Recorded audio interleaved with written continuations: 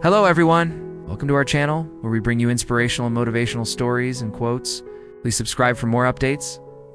Today we will be reading from Forgive Like Jesus. This is an incredible book by Eric C. Metaxas that delves into the life of a true humanitarian who was loved by millions. C.S. Lewis, one of the most significant authors of our time. The following are excerpts from the book. The second part of the sermon was the longest, toughest thing I have ever attempted in my ministry. I had decided to try to preach the whole counsel of God on what it means to forgive like Jesus. It would take several sermons to do this properly, but I wanted to at least get started that day, because we were scheduled to leave on a missions trip to Israel in less than 24 hours.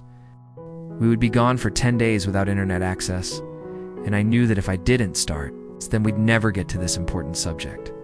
And so, with a mixture of fear and faith, I preached what turned out to be the first in a series of about 8 sermons on forgiveness, which we later compiled into a small booklet. I remember praying just before the service began, "God, help me.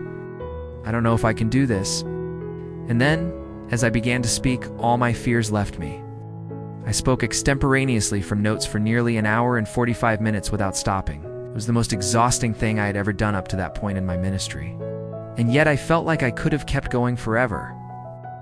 I preached on the difference between vindictive anger and righteous anger, how long we should hold on to anger, what we should do with our anger, how forgiveness sets us free, the difference between healthy boundaries and unforgiveness, what it means to bless those who curse us, the difference between empathy and compassion, how to pray for those who persecute us, how to love our enemies, and ended with the parable of the unforgiving servant.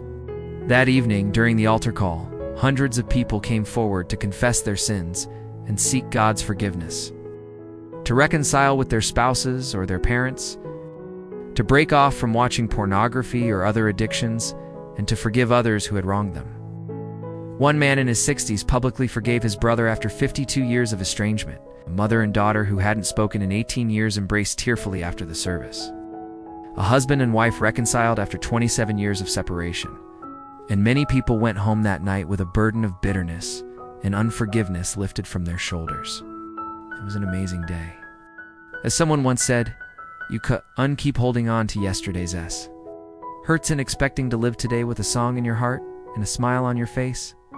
But when we choose to release our grudges and our resentment, we allow God to heal our wounds, then we can move forward and experience the peace that surpasses understanding. As the Apostle Paul wrote in his letter to the Ephesians, "Be kind and compassionate to one another, forgiving one another, even as God, for Christ's sake, has forgiven you." These words are a reminder that forgiveness is not optional for Christians. It is a command. We are to be quick to listen, slow to speak, and slow to become angry. But when someone wrongs us, we must not allow bitterness and unforgiveness to take root in our hearts. Instead, we are to forgive as God, for Christ's sake, has forgiven us. Many Christians struggle with this concept because they think that forgiveness means condoning or excusing the wrong that was done to them. They may feel that it is too painful or difficult to forgive the person who hurt them, and they may worry that if they forgive, they will be seen as weak or foolish. However, the Bible teaches that forgiveness is essential for our spiritual well-being. When we hold on to grudges and bitterness, we are allowing those negative emotions to control us rather than the other way around. Forgiveness does not mean forgetting what happened or pretending that it did not hurt.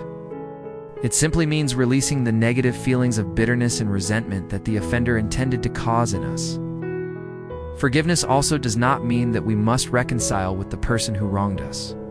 Sometimes reconciliation is not possible or healthy, such as when dealing with a narcissist, a sociopath, or a person who has been abusive. In these cases, forgiveness may look more like setting boundaries and refusing to allow the person back into our lives. However, even in these situations, forgiveness is still necessary for our own emotional and spiritual health. By holding on to bitterness and unforgiveness, we are allowing the pain of the past to continue to affect us in the present. This can manifest in physical symptoms, such as headaches, anxiety, or depression.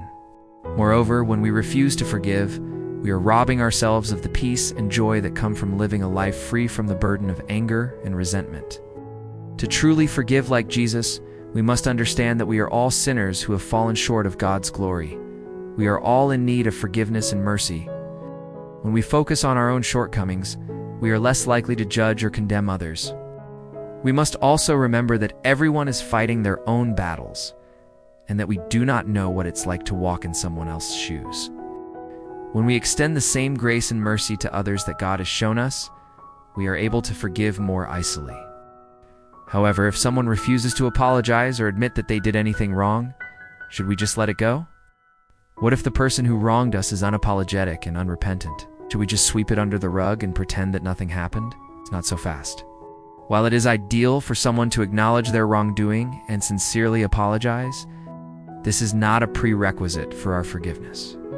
In fact, God calls us to forgive without expecting an apology. Matthew 5:23 says, "If your brother or sister sins against you, go and show them their fault, just you and them alone.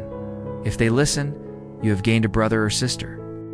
This passage shows that we should confront the person who sinned against us, but it also implies that we should be willing to forgive without waiting for an apology. It's not their apology that validates our forgiveness. It's our choice to forgive that sets us free.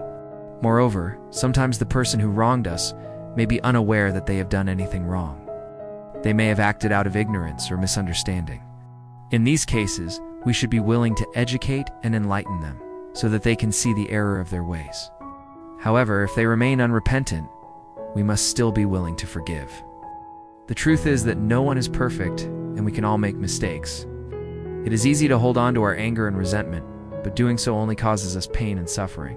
When we choose to forgive, we are not condoning the behavior of the person who wronged us. We are simply choosing to release the negative emotions that they have caused in us. Ultimately, forgiveness is a decision that we must make every day. It is a conscious choice to release the bitterness and resentment that we may be holding on to. It is not always easy, but the benefits far outweigh the difficulties. When we forgive, we are able to move forward in our lives and experience the peace that comes from living a life free from the burden of anger and resentment.